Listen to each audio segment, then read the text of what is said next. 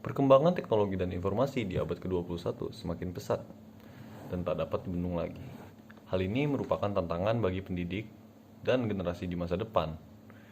Era ini mengharuskan sumber daya manusia kita terampil dan berwawasan luas.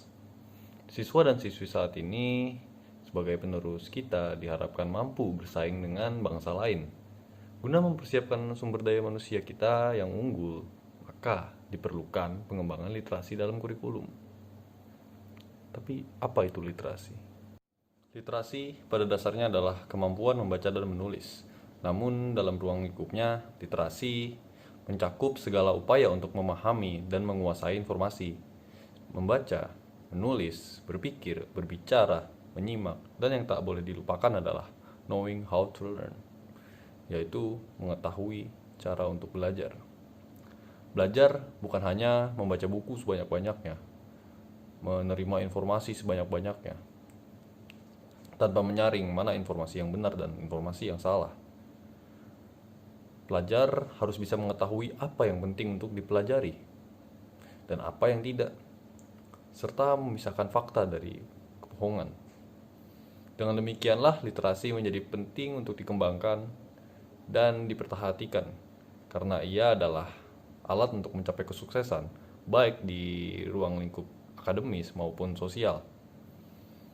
Selain itu, hal yang telah kita baca harus dipahami dan kemudian kita tuangkan, direfleksikan ke dalam bentuk tulisan. Upaya untuk mengembangkan literasi salah satunya adalah penataan kembali kurikulum mulai dari pendidikan dasar, menengah, dan tingkat lanjut. Kurikulum adalah seperangkat rencana dan pengaturan mengenai tujuan, isi, dan pelajaran, serta cara untuk menyelenggarakan kegiatan pembelajaran untuk mencapai tujuan pendidikan. Bisa dibilang kurikulum adalah alat untuk menyiapkan peserta didik agar mereka menghadapi tantangan di masa depan dengan lebih baik.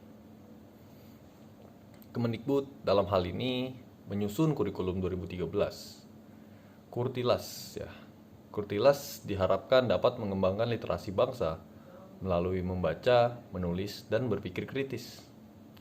Kurikulum 2013 menetapkan standar kompetensi lulusan (SKL) yang dinilai dari 4 aspek, yaitu sikap spiritual, sikap sosial, pengetahuan, dan keterampilan. 4 aspek tersebut menjadi kompetensi inti yang nanti akan disingkat KI ya.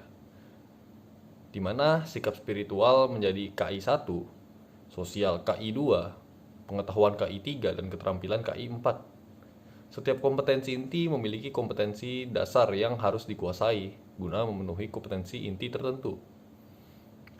Selanjutnya, dalam Kurtilas terdapat revisi pada metode pembelajaran 5M.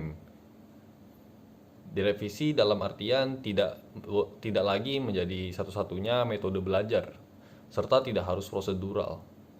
5M dipadukan dengan mode pedagogik, membangun konteks, menelaah model atau contoh, serta mengonstruksi baik secara terbimbing maupun mandiri.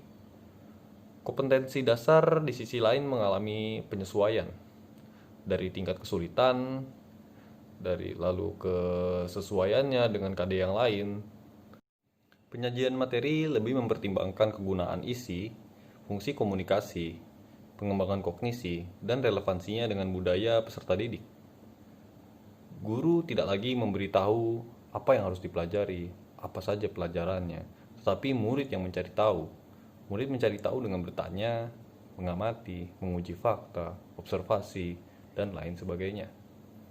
Dengan ini diharapkan generasi di masa depan akan mampu bersaing dengan bangsa lain, bersaing menjadi manusia yang lebih baik dengan kompetensi yang luas, pengetahuan yang luas, dan daya berpikir kritis.